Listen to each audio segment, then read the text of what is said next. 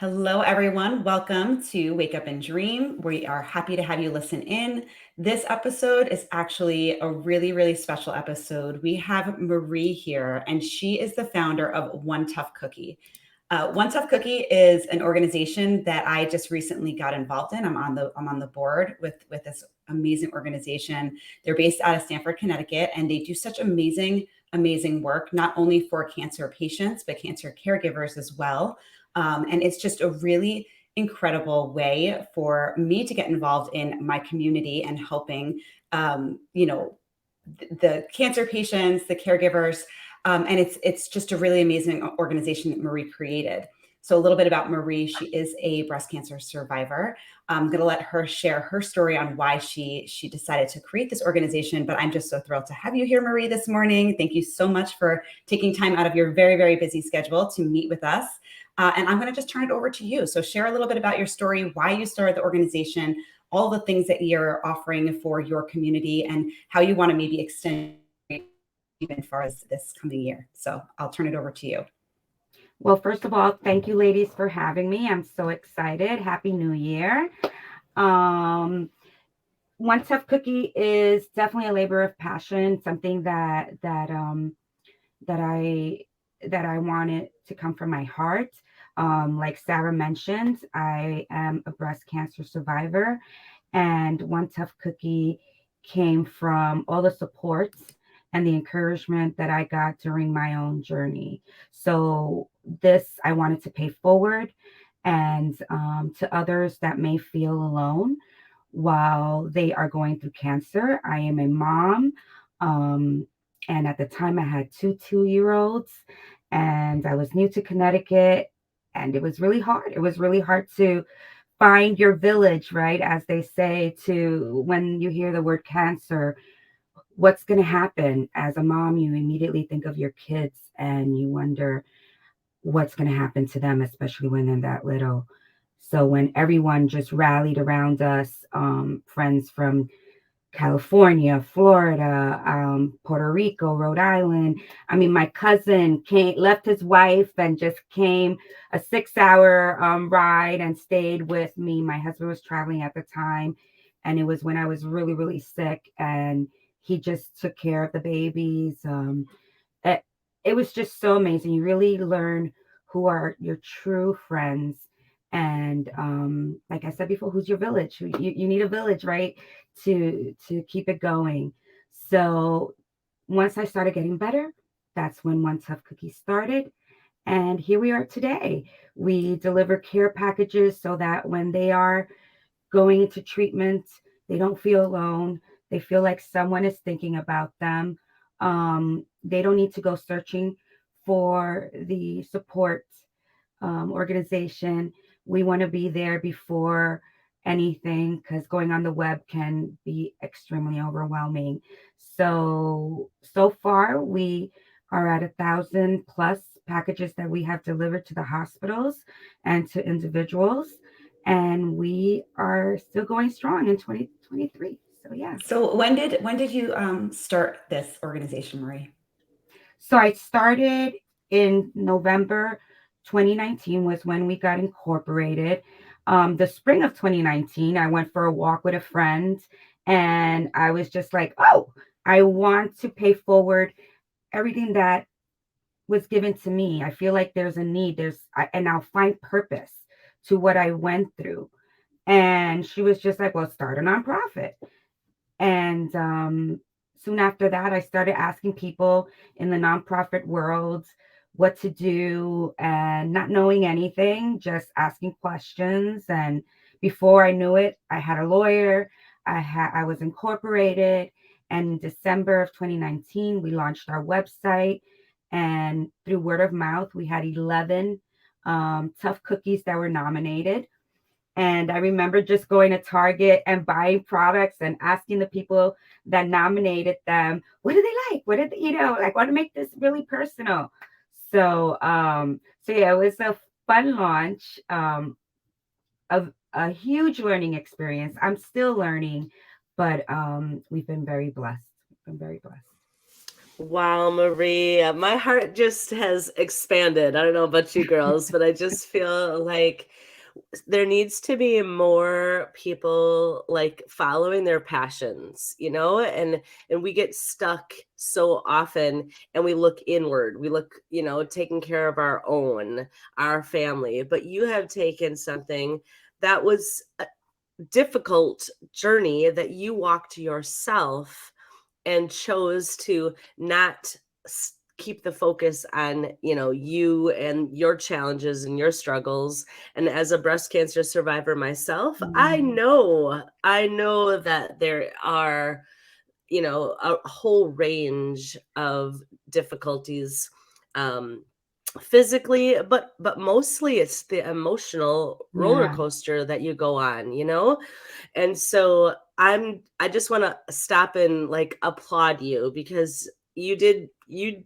took steps that you'd never done before, hiring a lawyer, creating your incorporation, like, oh, yeah, who does this? Who knows how to do this? But it was mm, that passion that really drove you. And that's what I'm so impressed with, because it's not inward focused, it's outward focused. And 1,000 packages or 1,000 care packages. What? That is mm. amazing. So tell me, um, you deliver, are they mostly local hospitals that you're working with, or just go into a little bit more of that? So we started off with local hospitals. So right now we deliver over 100 packages within four hospitals. So here in Connecticut. And we also deliver to the Children's Hospital in New Haven and Yale. We do at least once a year delivery because it's a lot of packages to the kids. But we have had other states reach out to us. We just delivered last year to New Jersey. They helped us sponsor those care packages, and it was through caregivers, patients, kids, and we did Rhode Island as well. And we are hoping to do New York this year. So we are slowly making each state purple, which stands for purple or lavender, which stands for all cancers, because cancer does not discriminate, so neither do we. Yeah. Oh, this is absolutely incredible. I love that. That was actually my next question was, is it just women? Is it just the breast cancer community? Is it kiddos? Is it, and I love that you're really expanding into all cancer because it doesn't discriminate, No. No. unfortunately. And I just think you have the biggest heart and just this go-getter attitude. And you had mentioned using your pain for purpose. And I just feel like even for our listeners, we all have something that we Mhm. have endured and have gone through. And um, did you just have a moment? I mean, you were mentioning you were on a walk, but was it like a bolt of lightning that was like, I have to do this, I'm going to put this together? Or was it just slowly manifesting over time, this like burning desire, and you couldn't really put your finger on what you wanted to do to help your community or to help others? Because I just feel like this is the perfect time for um, women to take on this new year, it's the beginning of the year, and like digging into your passions. And you also said your labor of passion. And it may Mhm. not be starting, an organization, a nonprofit, but it could be something else, writing a book or, going back to school. But what was it, do you think, that really was just or like I said, was it an aha moment, or did it kind of gradually manifest into something absolutely amazing? I think it slowly happened. When I was going through it, and I'm still going through preventative medication that causes lots of side effects. And, you know, I was driven in, I don't know if it's selfish or not, but I was driven I say selfish because I wanted to have purpose to what I was going through, right? I was raised Catholic, so my mom was always like, "Oh, things happen for a reason. If you do this, then this is what." So I think I went through my whole life like wondering, what did I do? What did I do for this to happen? Or I'm very spiritual, so what does God want me to do? Right?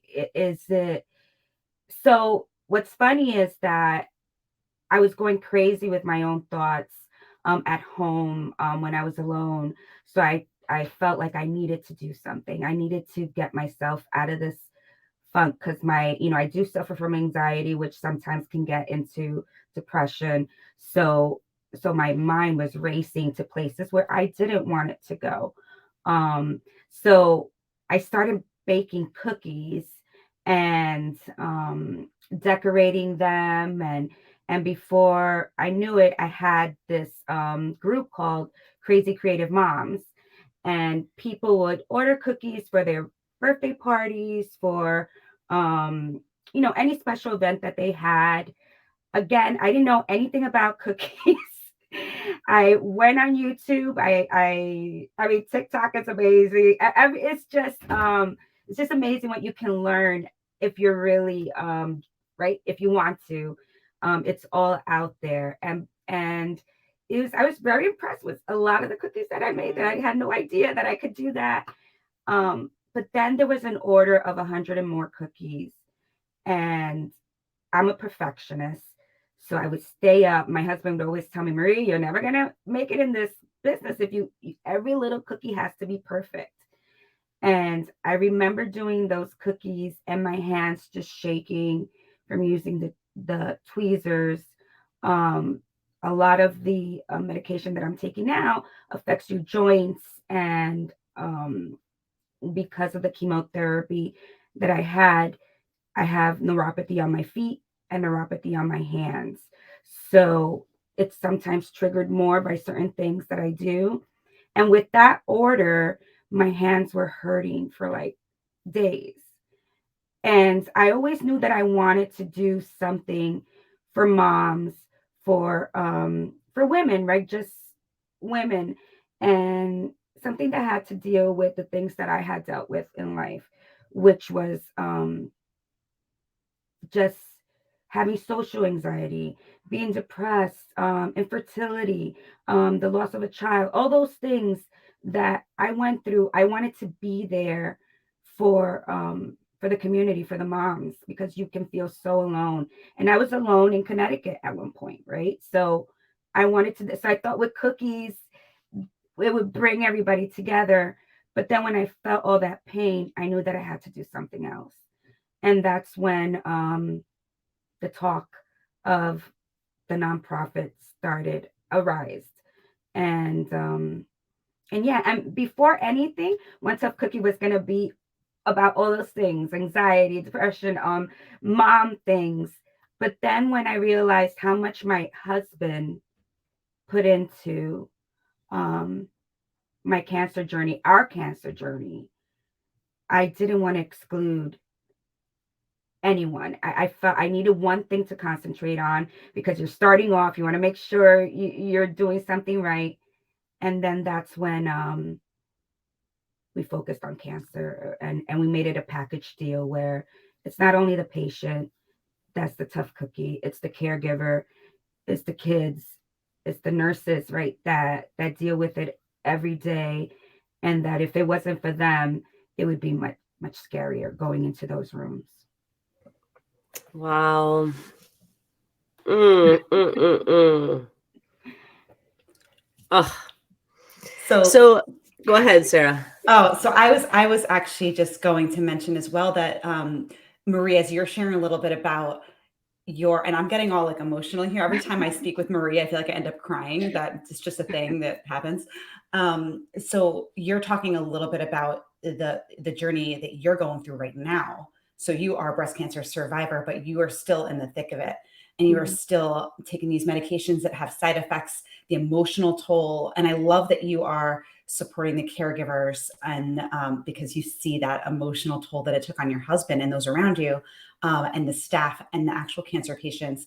But you're also supporting survivors as well with different, a little bit of different services that you provide aside from the care packages. Can you go into that a little bit more? Because I feel like it's such an important part of the puzzle that you're offering for your community? Yeah. So, as a breast cancer survivor, you go through a lot of things. And when you first start off with your doctor, you see them almost all the time. Then you see them every 3 months. Then it's every 6 months. So it starts to seeing them, the dates get, further apart. And it's a scary, scary feeling, because you're just like, oh, that was my life support. Now they're not seeing me. They're not monitoring me as much. Like, should I be getting a PET scan? Should I, what should I be eating? So there's a lot, like Lisa said, it's not only physical, it's also emotional. And I think a lot of people focus a lot on the physical, on getting strong, on getting up in the morning and doing your workouts and feeling positive all the time.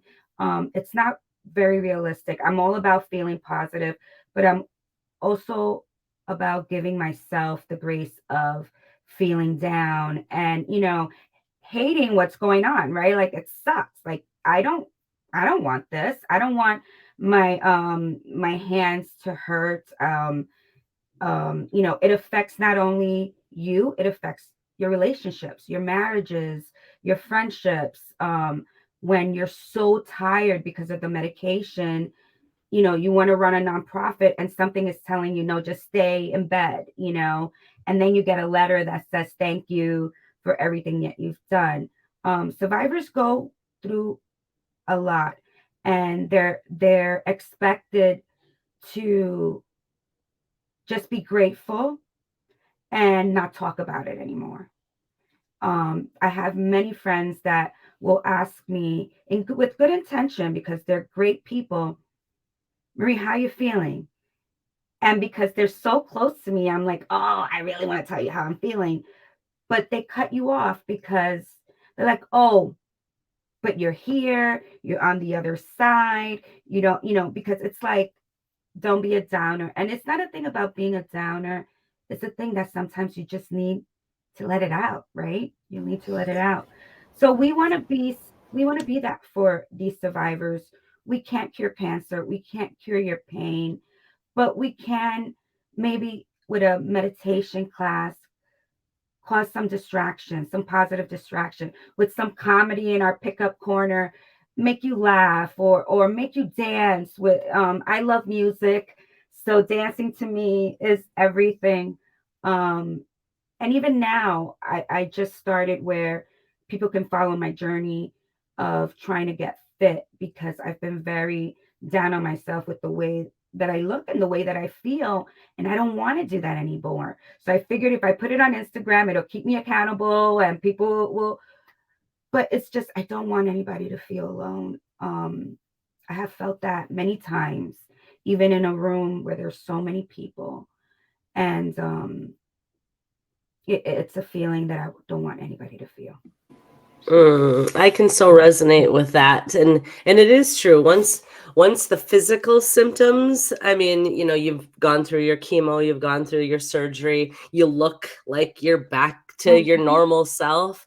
People forget. Yeah, People, and when they do ask, do they really want to know? yeah, Because it is a journey, and it's something that is a part of who you are for the rest of your life. yeah. Like it really is. So I can so resonate with that, Marie.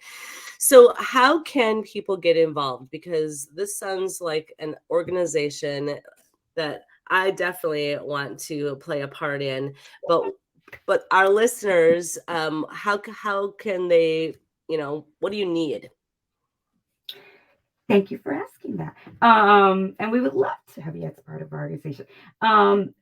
So we need volunteers, we need sponsors, we need people that just want to spread the love, right? Want to brighten someone's day. Um, Monthly sponsors, for $35, you're making sure that a tough cookie is greeted with one of our care bags, that a nurse is twice a year getting pampered with lunch, breakfast, and nice products. that caregivers are being shown that we see you, we acknowledge you. Um, and just like, we would love to get corporate sponsorship.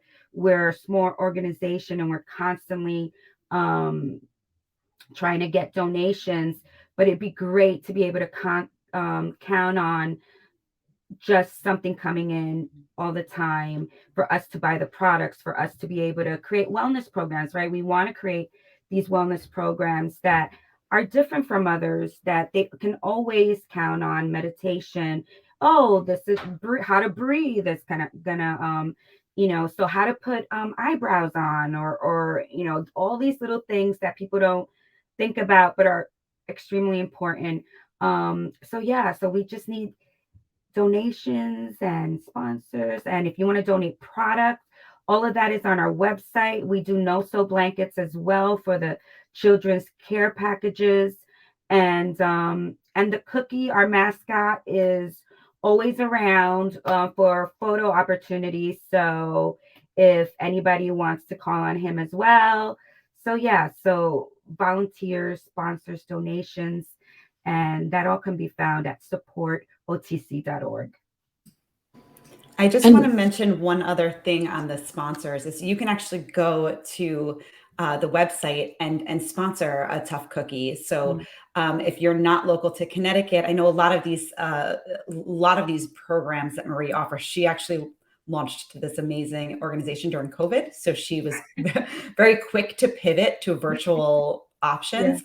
But some other things we're doing in person now, they are local to like the tri-state area, New York, Connecticut, New Jersey.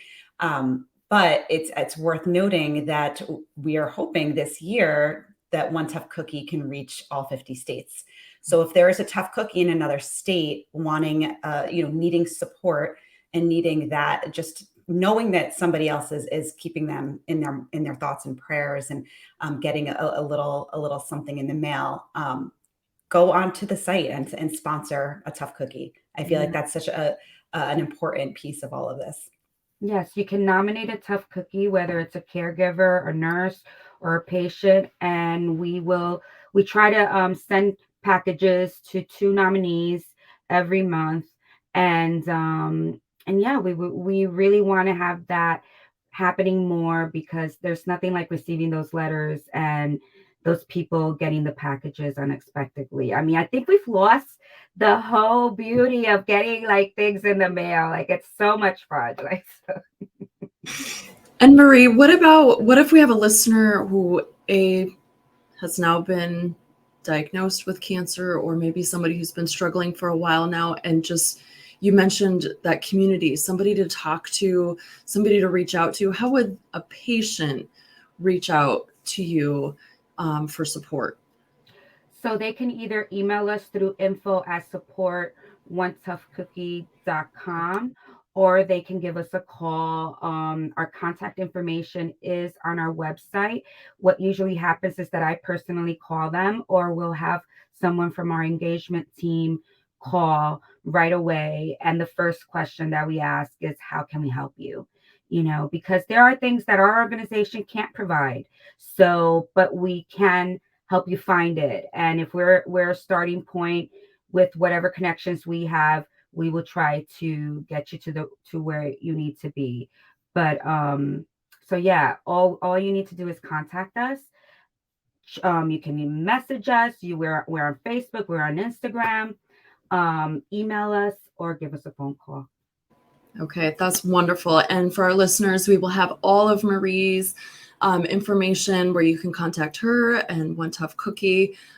Marie, it's just been a pleasure to have you here with us. And it's so great to finally meet you and see you. Sarah just talks so highly of you and all that you're doing for patients and caregivers. I think you just have the biggest heart, and I commend you for turning your pain to passion, your labor of passion. I think more people need to start doing that, so that more people don't feel alone. I'm praying for you, your organization, your the caregivers and the patients. So again, thank you so much for being here. We appreciate it.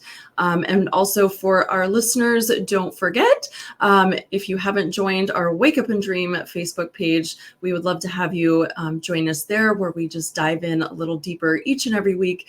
And this week is our Q&A that we will be in the group answering questions from you guys. So with that, until next time, wake up and dream.